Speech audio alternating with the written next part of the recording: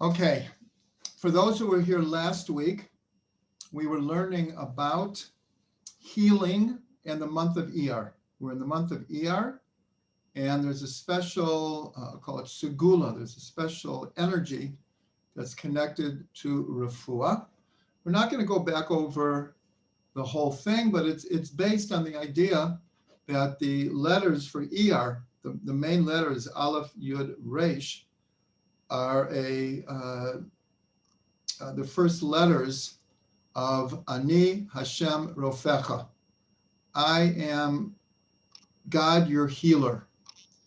And since the month is Iyar and the Roshei Tevot, the acronym, is I am Hashem, your healer, so there's much discussion about that. And we're going to continue from there, but for about half the class. The second half of the class, just a day ago, was Pesach Sheni, the second Pesach, and I want to talk briefly about that. And this Thursday night is Lag BaOmer. So there is a lot happening. We'll get in as much as we can. So let's continue with this idea of Iyar and healing. So first of all, Iyar is very close to the letters for or, for light. And in the Tanakh, in the Bible, so the month of Iyar has a different name. It's called Chodesh Ziv. And Ziv means illumination, which is very, very close to the idea of Zohar, which is the book of Rabbi Shimon Bar Yochai that we celebrate this Thursday night on Lag BaOmer. So it has to do with light. Why is Iyar connected to light? Is because after a long winter, the sun begins to increase in strength and length of days in Nisan, but really takes off in Iyar. So light is all about Iyar, and healing has a lot to do with light. I'm going to come back to this idea, but hold that, because light and Iyar and healing are all very, very connected. So, but the place I want to start is where we left off last week, is we said, when did God say, I am God, your healer? So it was after we crossed the Reed Sea, and we went 3 days without water, and we came to a place called Mara. Mara means bitter. And the Torah says that they found the water, but they couldn't drink it because Marimhem, the waters were bitter. But we learned that the Baal Shem Tov read it differently. Not so much that the waters were bitter, but their attitude was bitter. And that made the water appear to be bitter. This is where we left off last week. And so this is a lead into a very, very important idea that the Torah gives over in the two portions that we just had recently, Tazria and Metzora. The whole idea of this disease called Sira'at, sometimes translated as leprosy, but we're told specifically it was not leprosy. And in fact, the causes were not physical. They were caused by a spiritual malady. And this disease came upon people, in a sense, to force them to do tshuva, to repent. And the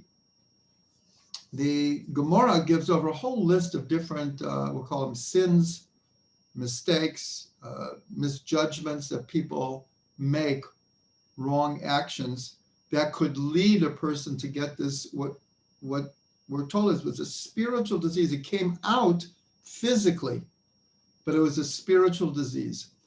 This is the only disease mentioned in the Torah. So what can we learn from this? We can learn something incredibly important, and it applies to us today. that anyone who's into health understands that until maybe 30 years ago, the whole medical system was based on symptoms. And then in the last 30 years, there's been a tremendous revolution in how we look at health.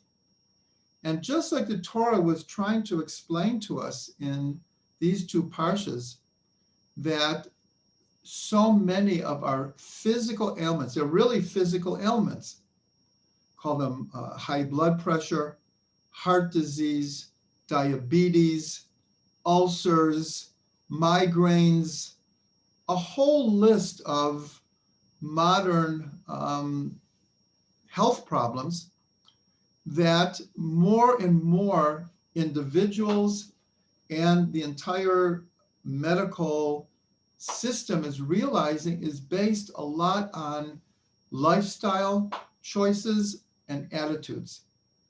And when people live a very, very stressful, high intensity kind of life, there are effects from this. And the effects come out in all kinds of different ways in our body. And this is just such an important general principle. And the Torah is really telling us, it spent two whole parshas on this disease that we don't even have anymore. But the principles behind it are super relevant. So when we live a stressful, high tension kind of lifestyle, so it also leads to lack of exercise, very, very poor eating habits, bad sleeping habits. People right now in America, there is a horrible, horrible opioid problem. And it's not what many, many, many people associated with drugs maybe 10, 20, 30, 40 years ago. Right now, most of the people who are suffering from opiate addiction are regular people. It's not like I said, the stereotypes we have from maybe the 60s and 70s as to who's taking drugs. Right now, there's so many people suffering from many of these things that I said and are in real pain. And they start on these over-the-counter or at least prescription opiates. And before they know, they're hooked. They're hooked. And it does take away the pain, but the threshold they have to up it and up it. And I haven't followed in the last 6 months, but as of 6 months ago, approximately 100 people a day were dying in the United States from opiate overdoses. 100 people a day.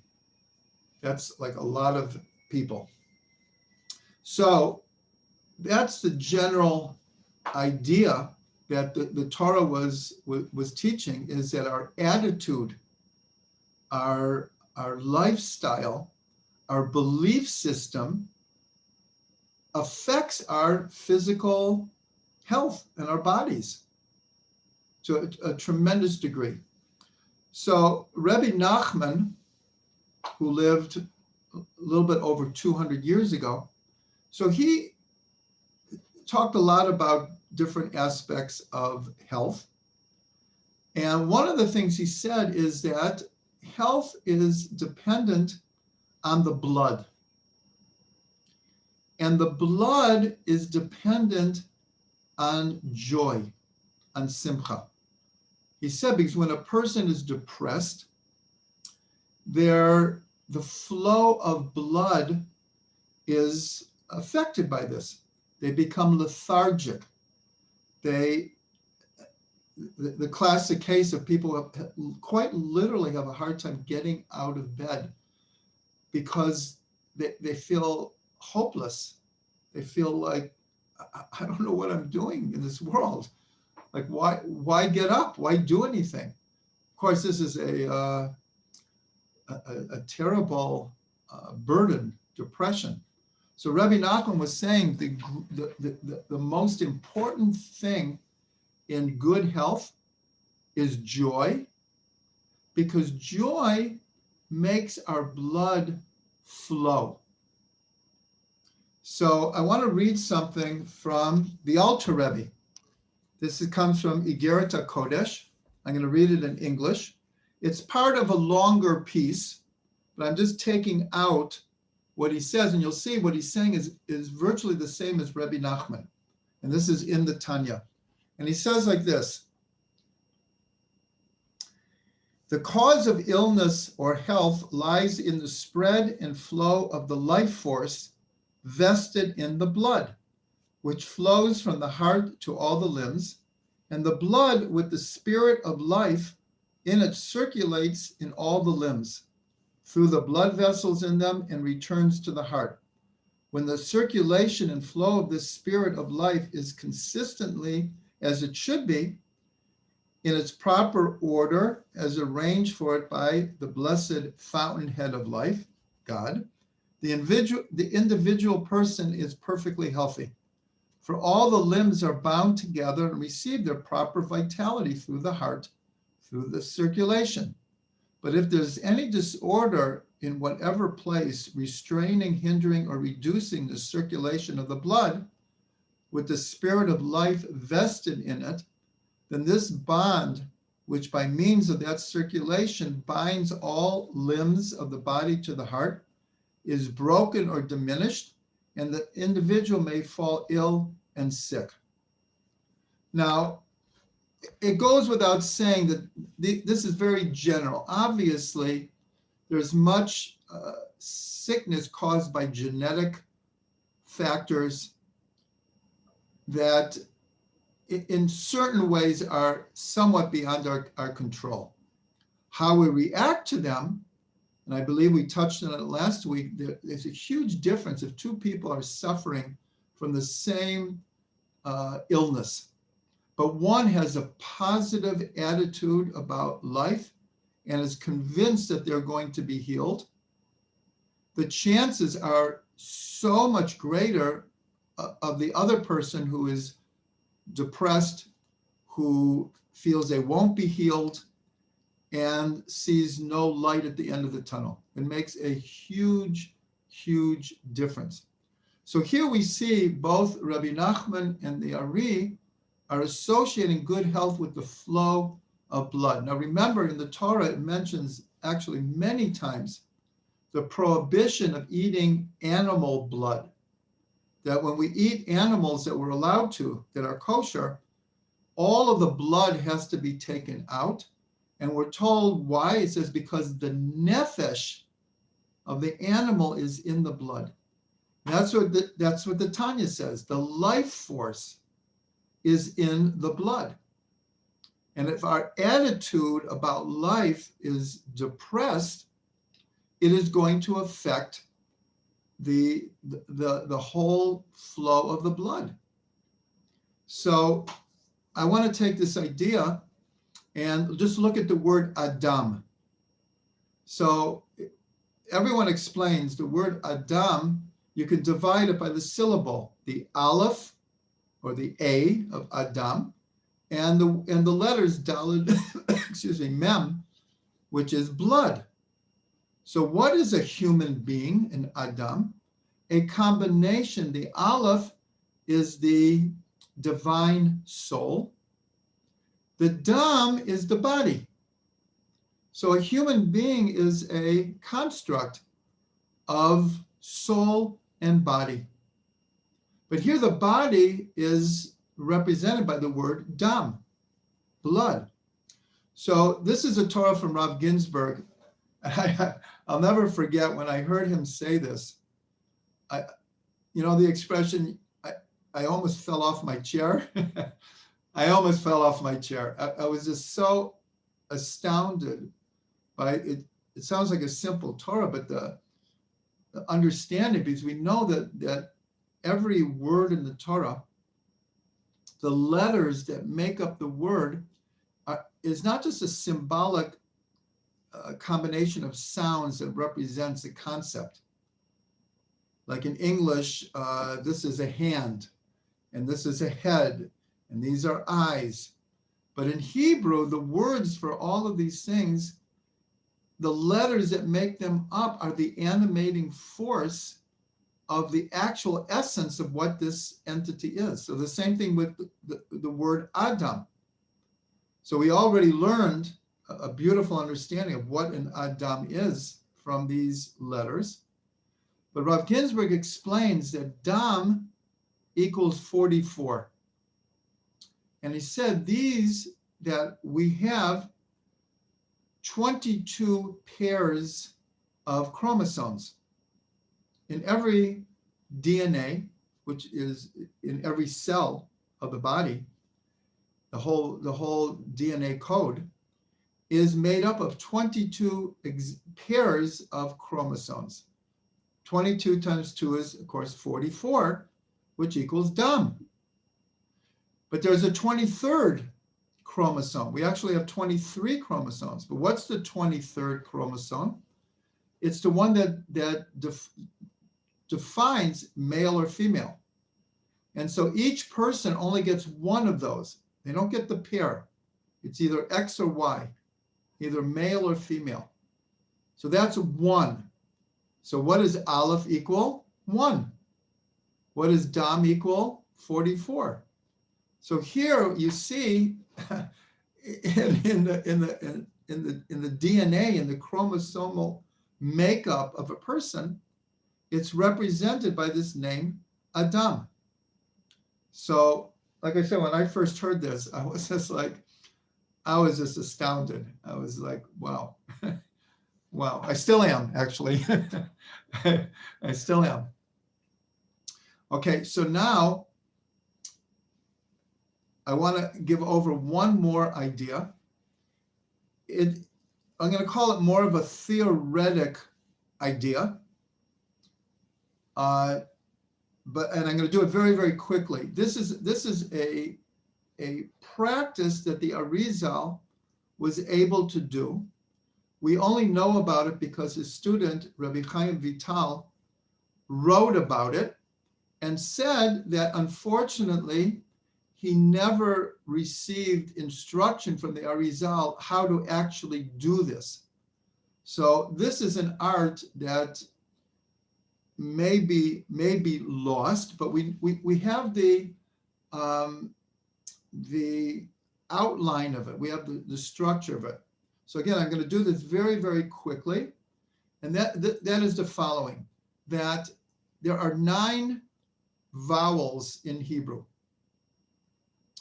And according to Kabbalah, each one of the vowels corresponds to one of the sfirot, except the bottom one, Malchut, because all of this flows into Malchut. Malchut is considered a combination of all the other 9 vowels. Okay, now, like I said, each one of the vowels is connected to one of the sfirot. Now, if you look at the vowels very carefully, they're actually made up of lines and dots. I'll have to let everyone look into a book that has vowels in it, Hebrew vowels, but they're all made up of a series of either lines, dots, or a combination. So this is an amazing thing. So the Ari was, he would take someone's pulse, and through the flow of the blood, it was like there's a rhythm to it. And he could tell if the rhythm was made up of lines or dots or both. This is like Morse code. Morse code, which was revolutionary in its time, sent messages through lines and dots, which were then translated into letters, messages. So the Ari was able to feel a person's pulse, and he could identify which sphera or combination of sphirot was being like broadcast through the pulse of the blood. Now, many people know about Chinese medicine has a similar idea. The Ari identified that there were 9, in a sense, different types of basic blood flows and a health message that went with it. Well, Chinese message does it to this day. They identify different types of pulse and what it says about the person. So Rabbi Chaim Vital said that he himself didn't learn how to do this, but he knew that the Ari could do that, which is an amazing thing. So I'm just going to connect it to something else, is that when you hear the sounds of the shofar also are short sounds like the trua, which we're going to call dots, or longer shfarim, or the tekiah, also lines and dots. And so there's a divine message being sent through the sounds of the shofar. And depending on how we pick them up is how we receive, in a sense, the messages, the Morse code that the shofar is sending us. So these are very, very deep, profound ideas. Okay, I want to end this idea about health and the month of ER with what I started with, that ER, which is in the Tanakh, is called the month of Ziv, of radiance, has to do with light. Remember, ER is very close to Or. So we might have learned last week, but if you take the word for healing, refuah, and you permute the letters, it spells Or Peh, the light of the mouth. So what can we learn from this? So first of all, we can learn for a patient and also for the healer or the doctor how important it's called bedside manners. In other words, if someone goes to a doctor and the doctor gives a diagnosis and does it in a very uncompassionate way, leaves no hope, you have 3 months, that's it, nothing to be done, is like a death sentence. So it's so important that the doctor, even if it looks bleak, does not leave a patient without hope. And as we said, even if that happened, it doesn't mean that it's reality. And I'll just share very, very quickly what happened with my father, alav shalom. He was diagnosed with prostate cancer, and he had a lot of treatments. And so I went to the doctor on my own because I wanted to hear like the inside story. And I'll never forget the fact that I'm telling this story like 25 years later. It affected me so deeply. The doctor was so uncompassionate, and he basically said he has the worst type of cancer. There's no cure for it. He has 3 to 5 years, if that. And anything I tried to ask him about, it was just, he wasn't interested in talking. Like you came, I told you, now leave.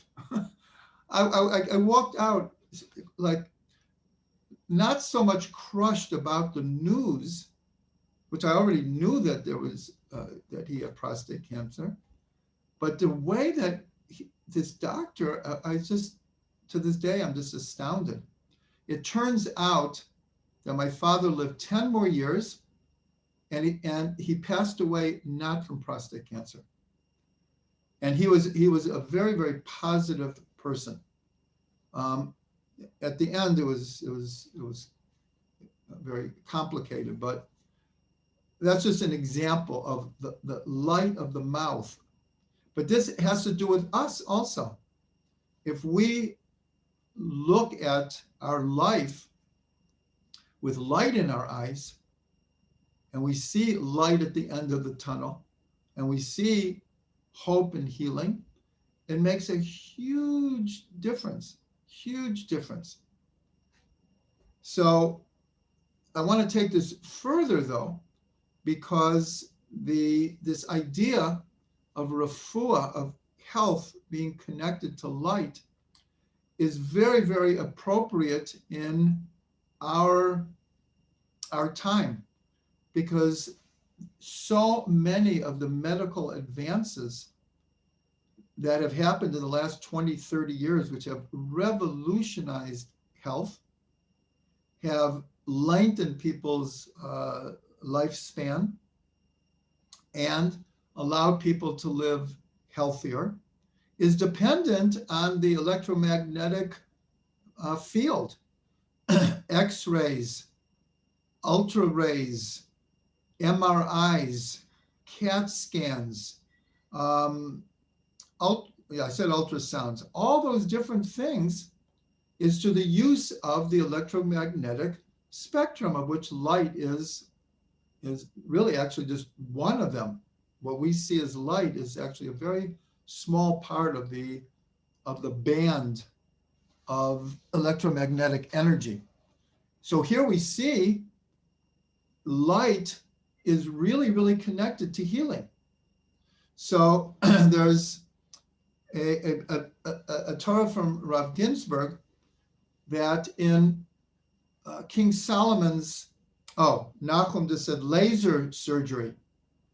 That's a huge one, huge one. The way they're using lasers, and also the use of computers in healing now. It's just, it's actually mind-boggling. It's actually mind-boggling what medicine is able to do, and we should give Israel a plug. Israel is absolutely one of the leaders in the world of medical research. There are medical, it's not even research anymore. These are real things that are being used in hospitals all over the world to create healing. Quite amazing. So in what are called the 28 times, when King Solomon in the book of Kohelet says there is a time for this and a time for that. So one of them, there's a time for dying and there's a time for healing. So in Hebrew, the words are ve'et lirpo, a time to be healed. So Rav Ginsburgh points out that those same letters of a time to be healed, if permuted differently, is pu'ulat or, an action of light. So here, like embedded in what King Solomon said, you see that the light there is such a big, big part of it.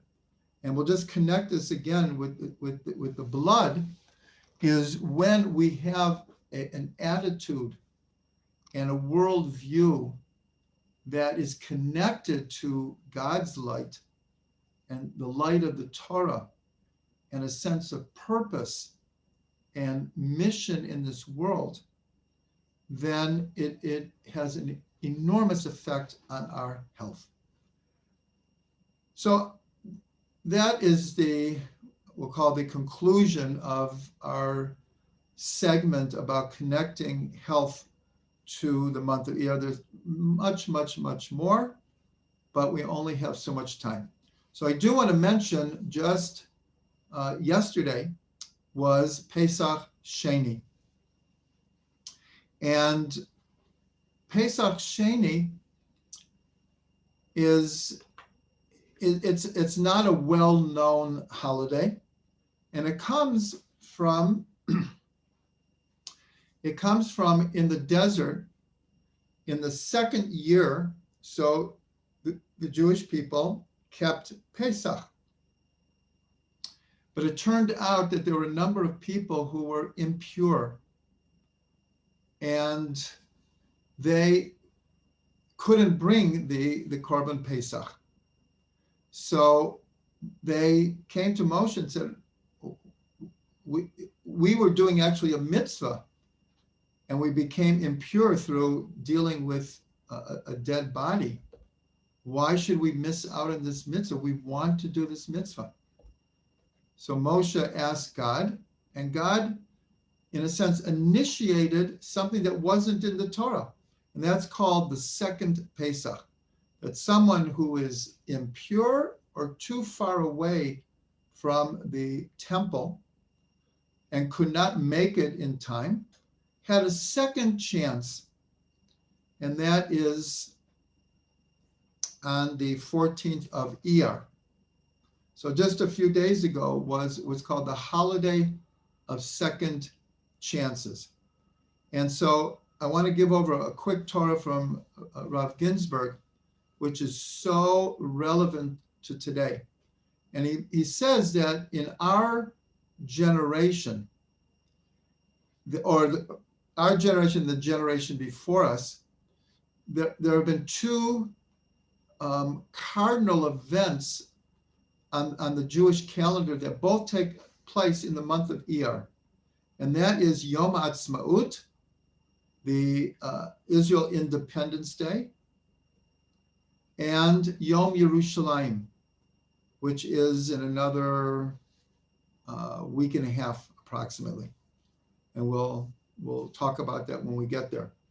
And that is in the 6-Day War, when the city of Jerusalem was reunited. So Rav Ginsburgh says a seemingly simple thing, but it speaks volumes of our reality.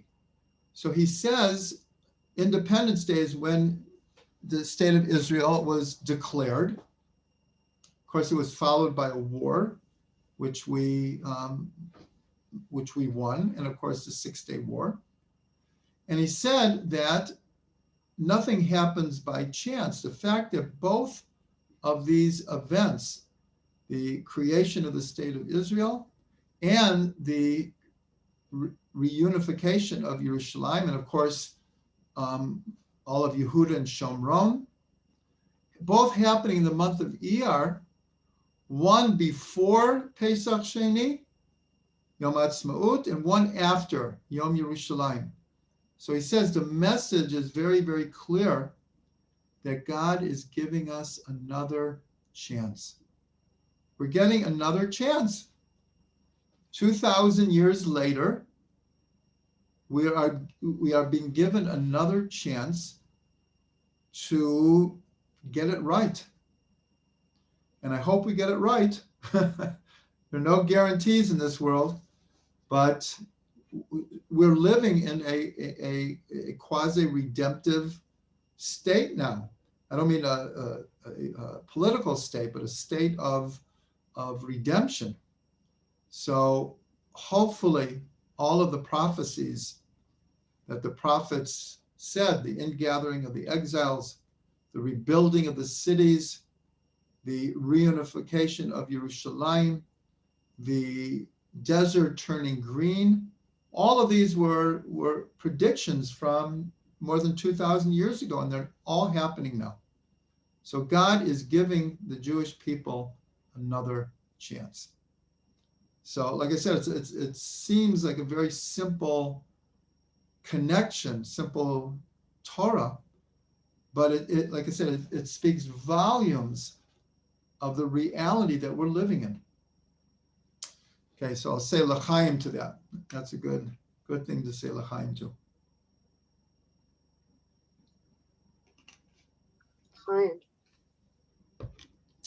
Okay, We're going to continue now. I'm just reminding everyone that when we finish, we will unmute everyone, and I'll look at the questions in the chat, and people will be able to ask questions and make comments and share what they would like. So Thursday night is Lag BaOmer. There is so much to say about Lag BaOmer. So all I could do is pick a couple of, we'll call them gems, nuggets of wisdom to try to share. So the first thing is, which is very appropriate, and I'll take this opportunity because I didn't do it at the beginning, is all of our classes we have in mind for a refuah shlema for Rav Ginsburgh, and we should all continue to pray for Yitzchak Harav Yitzchak Feivish ben Braina Malka.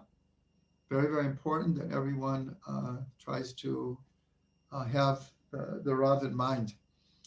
So the name of the organization is Gal Einai. And it comes from a pasuk, Gal Einai ve'abita niflaot mitoratecha. Open my eyes that I shall see wonders from your Torah. It's from the 119th Psalm in the letter Gimel. The 119th Psalm has 8 verses for each of the 22 letters. So 8 times 22 is 176. It's the longest psalm in the book of Psalms, 176. And in the Gimel is open my eyes that I shall see wonders in your Torah. So Rav Ginsburgh points out that Lag BaOmer is literally means the 33rd day of the Omer period. Lamed is 30 and Gimel is 3. So that equals 33. So Lag BaOmer is literally the 33rd day of the Omer period. But if you take the letters Lamed Gimel and you just reverse them, it's Gal. Open my eyes that I shall see wonders from your Torah. And of course, this is talking about what we call the hidden Torah, the secrets of the Torah, the inner dimensions of the Torah, what we lump all together and call today Kabbalah and Chassidut. So just let's look at the word Gal just for a second. Gal is also the root of Galut and Geula, exile and redemption. And in fact, the difference between Galut, Gola, and Geula is just the letter Aleph. And what we learn from this is that the cycle, the parameters, the context of all of not just Jewish history, but all of human history is this repeating cycle of exile and redemption. But we want to add the Aleph, the divine spiritual inner dimensions of reality that will break the cycle of galut, of exile, and usher in the final redemption. The word to reveal, legalot, is from the same root. In the verse we brought before of open my eyes, it means reveal to my eyes. So the idea of revelation, of revealing, is the same letters. And of course, one of the things that we're celebrating on Lag BaOmer is the whole personality of Rabbi Shimon Bar Yochai, who gave us the tradition of the Zohar. And this is to this day, is still call it the foundational text of Kabbalah. And it's all revelations. We have a general principle that the farther we get from Sinai, the in a sense, the more cloudy the revealed Torah gets. Now, don't misunderstand me, but there was a time in Jewish tradition that there was very few disagreements in Jewish law. But as we got farther and farther from Sinai, the tradition became, I'll use the word cloudy. And that's why today, and it's not necessarily a bad thing, and each opinion has its source in the Torah, and there's actually something very beautiful about it. But today, in almost any question of Jewish law, you will get different answers, different traditions. And our principles, these and these are the words of the living God. Elu ve'elu divrei Elokim chaim. But in what's called the secrets of the Torah, the farther we get from Sinai means the closer we are to Mashiach, and more gets revealed. So Rabbi Shimon Bar Yochai, in giving over the teachings to his students, was revealing really a whole new level of understanding the Torah, a whole new plane of consciousness. And ever since then, it has increased. The same thing with the Arizal. The Arizal came and again just revealed just ideas that no one had heard before, no one had understood before.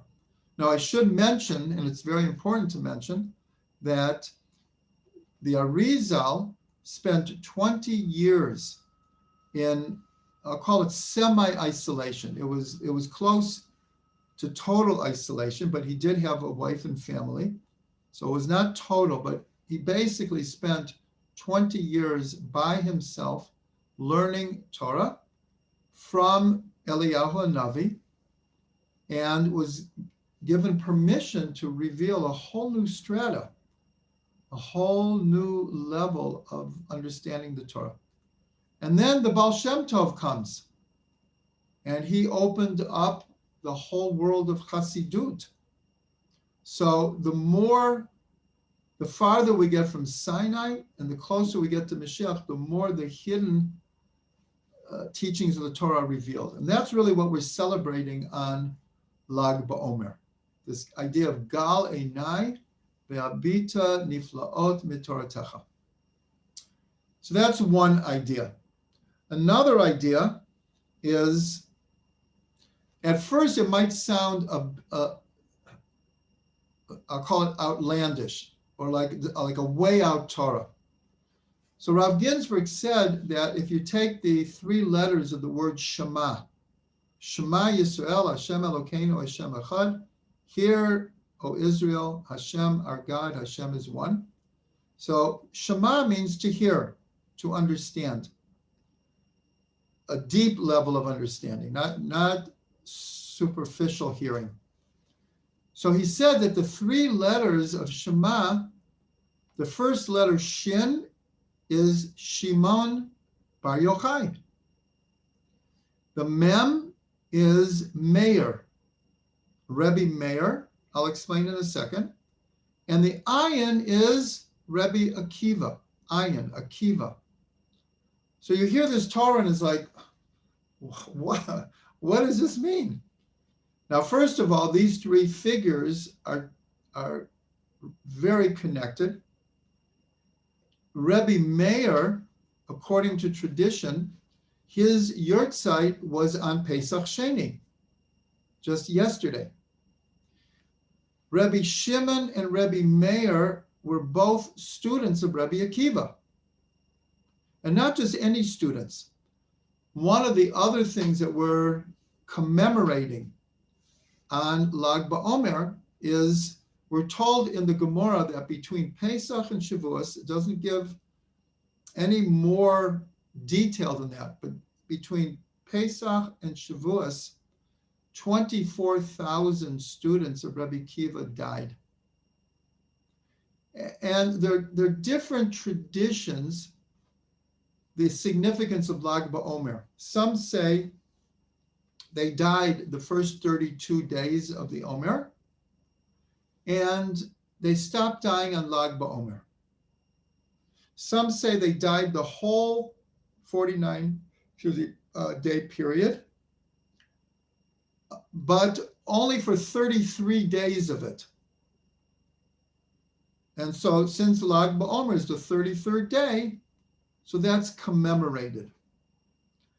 Others, there's a disagreement where the 33 days are. Is it from the first day of the Omer till Lag BaOmer? Is it from Rosh Chodesh Iyar till Shavuos? Again, many, many different traditions. But the basic tradition is that they passed away between Pesach and Shavuos. And there was something about one tradition is that they died throughout the entire Omer period, except for Lag BaOmer. Something unusual happened, and they didn't die on Lag BaOmer. So that's one of the things. So here we see in the Shema, Shimon, Meir, and Akiva. So what happened after the 24,000 students of Rebbi Akiva passed away? So you would think, I give up. I just spent decades teaching these students. They were to be the leaders of the next generation. Rebbi Akiva was quite elderly by then. According to tradition, he lived to be 120. Or he could have said, God, I guess you're sending me a message that whatever I had to give over, it's over. But Rebbi Akiva didn't do that. He was the ultimate optimist. It says that he went to the south and he took 5 students and he gave over the whole tradition to these 5 students. Now, again, we have very, very little time here, but who were 2 of these 5 students? Rabbi Shimon Bar Yochai and Rabbi Meir. So we see, when we say the Shin is Shimon, the Mem is Meir, and the Ayin is Akiva. Now we have to understand that in Jewish history, Rebbi Akiva is one of the most important links in the chain of tradition. That it's considered that through him, to these 5 students, he was able to give over the entire oral tradition. But more than that, he was also able to give over the whole mystical tradition. And he gave the mystical tradition to Rabbi Shimon Bar Yochai, and Rabbi Meir received more the oral tradition. So when we say Shema Yisrael, these 3 figures, we wouldn't have Judaism the way we know it now without these 3 figures. If we had more time, we could go into it much, much deeper. But I want to go deeper here, and I think probably most people know the story, but I'll tell it quickly. What's the connection with Shema? So that's Rebbi Akiva died with Shema on his lips.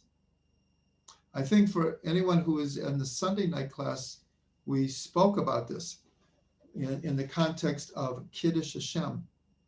So because of time, I'm not going to tell the whole story, but Rebbi Akiva was being tortured to death for teaching Torah publicly. And he died with the Shema on his lips. So it's not a casual connection that Shema ends with the Ayin of Akiva. And Rav Ginsburgh said, we know that in the Shema, there are 2 letters that are written large. The Ayin of Shema and the Daled of Echad. And they spell aid, a witness, to tell us that the Jewish people are the witnesses to the world of there being one God. So Rebbi Akiva, he's the ayin, he's the large ayin. So Rav Ginsburgh said, why is the ayin of Akiva large? Because he was the Rebbe to Rebbe Meir and Rebbe Shimon. He was their Rebbe. He was really the Rebbe of all Am Yisrael, truthfully. So this is an amazing thing. But I'm going to go even one step further, is the Arizal. So he revealed the incarnations of Rebbi Akiva. And there were a number of different personalities that were present in the soul of Rebbi Akiva. I'm only going to go through one of them, and that was Yaakov Vavino.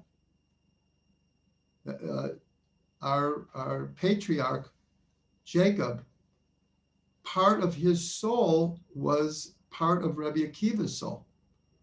And in the story of Yaakov Vavino, so we have two different stories about him saying the Shema. Now, this is before the Shema was written in the Torah. But we're told that the patriarchs were on such a level that they were already tuned in to the teachings of the Torah. I'm reading the chat, and Toby rightfully says that the letters of Yaakov and Akiva are virtually the same, except Akiva has an aleph at the end. So Yaakov and Akiva are the same letters. Now remember what we learned about Adam. So the fact that Akiva and Yaakov are the same letters is telling us that there's a deep connection. But two times in Yaakov's life, he said the Shema. Once is when he met Yosef again after 22 years. And it said that Yosef fell on his shoulder and cried. But it doesn't say what Yaakov did. So Rashi brings the tradition that Yaakov said the Shema, because Yosef was such an important part of his life. And for all those years, he thought he had died. And he was in pretty much in mourning for 22 years. And now he gets to see his son again. So all he could think of saying is the Shema. So that's one story. And the other story is on Yaakov's deathbed. So the Torah says he wanted to reveal to them what would happen in the end of days. And as he's about to reveal to him, the Shekhinah left him. His opportunity, or the open gate to reveal was in a sense shut.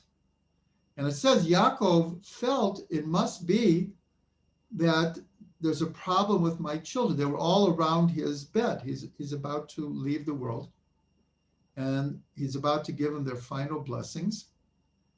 And the sons could, all this was going on in Yaakov's mind, but they could read his mind, and they could see that he felt, well, there must be something with my children that I can't reveal to them.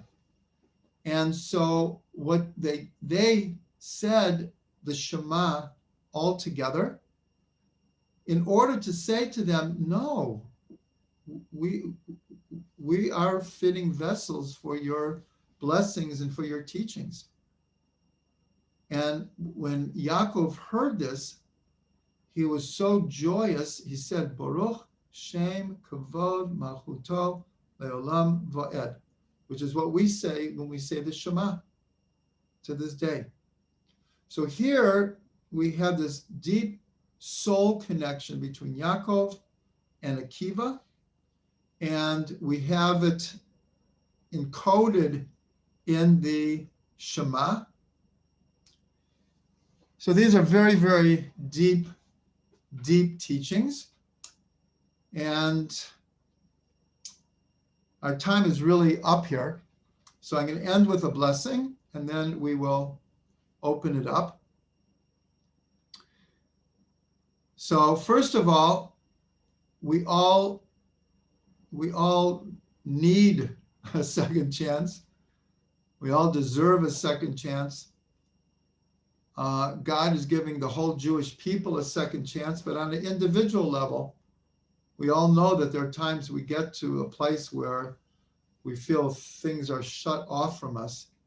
But we have to know that this holiday of Pesach Sheni is God is telling us, you missed it the first time, or you blew it the first time, you get another chance, and another chance, and another chance. And the second part of the blessing is on Lag BaOmer, we really, really connect ourselves to the inner dimensions of the Torah, and we express to the Master of the world, Rabbanu Sha'olam, how much we want to learn the Torah, how much we want to be connected to the inner teachings, the animating force that will go back to the health that makes our blood flow with great joy.